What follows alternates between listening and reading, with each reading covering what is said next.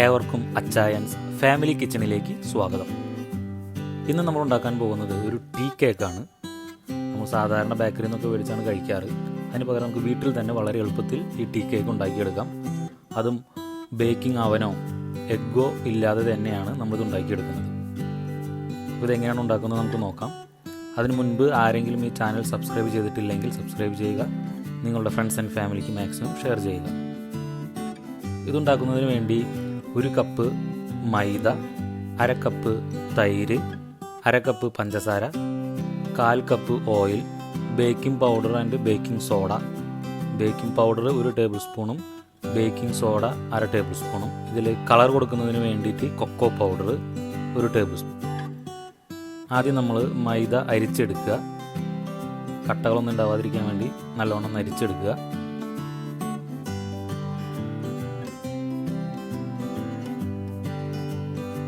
അതിനുശേഷം ഒരു ബൗളിലേക്ക് ഓയിൽ ഒഴിച്ച് അതിലോട്ട് തൈര് ഒഴിച്ച് മിക്സ് ചെയ്യുക. അതിലോട്ട് നമ്മൾ എടുത്തു വെച്ച പഞ്ചസാരയും കൂടി ചേർത്ത് നല്ലോണം ഒന്ന് മിക്സ് ചെയ്തെടുക്കുക.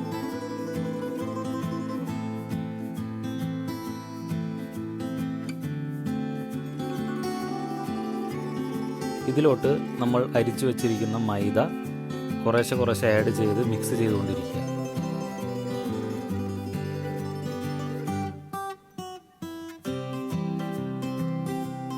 അങ്ങനെ എല്ലാ മൈദയും ഇതിൽ നല്ലവണ്ണം മിക്സ് ചെയ്ത് ഈ കാണിച്ചിരിക്കുന്ന കൺസിസ്റ്റൻസിയിൽ കിട്ടണം. ഇനി ഇതിലോട്ട് ബേക്കിംഗ് പൗഡറും ബേക്കിംഗ് സോഡ ഇട്ട് കൊടുക്കണം. വീഡിയോ എടുക്കാൻ ഇതിൽ വിട്ടുപോയിട്ടുണ്ട്, ക്ഷമിക്കണം. നമുക്കത് 2 പാത്രത്തിലോട്ട് മാറ്റി വയ്ക്കുക, പകുതി. കാരണം നമ്മൾ ഒരു മൾട്ടി കളർ ടീ കേക്കാണ് ഉണ്ടാക്കിയെടുക്കുന്നത്. അതിലൊരു പാത്രത്തിലോട്ട് 1 ടേബിൾ സ്പൂൺ കൊക്കോ പൗഡർ ഇട്ടിട്ട് നല്ലവണ്ണം മിക്സ് ചെയ്യുക.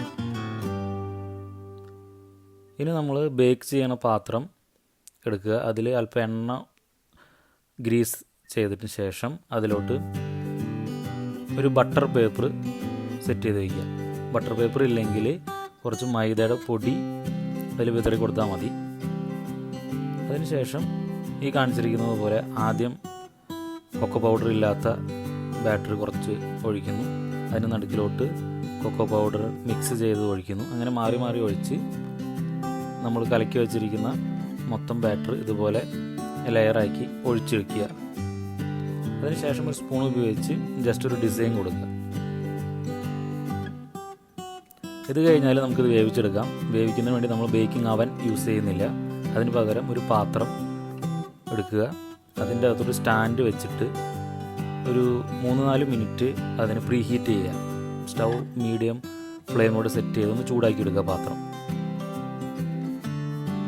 അതിനുശേഷം നമ്മുടെ ബേക്കിംഗ് പാത്രം അതിലോട്ട് ഇറക്കി വെച്ച് മൂടി വെച്ച് ലോ ഫ്ലെയിമിൽ 30 തൊട്ട് 40 മിനിറ്റ് വരെ വേവിച്ചെടുക്കണം.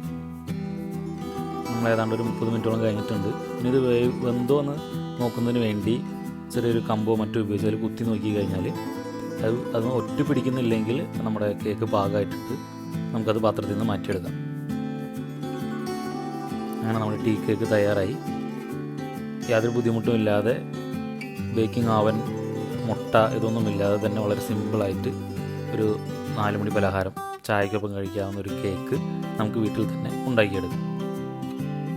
അപ്പോൾ നിങ്ങളിത് ട്രൈ ചെയ്ത് നോക്കുക. നിങ്ങളുടെ അഭിപ്രായങ്ങളും നിർദ്ദേശങ്ങളും കമൻറ്റ് ചെയ്യുക. Thank you.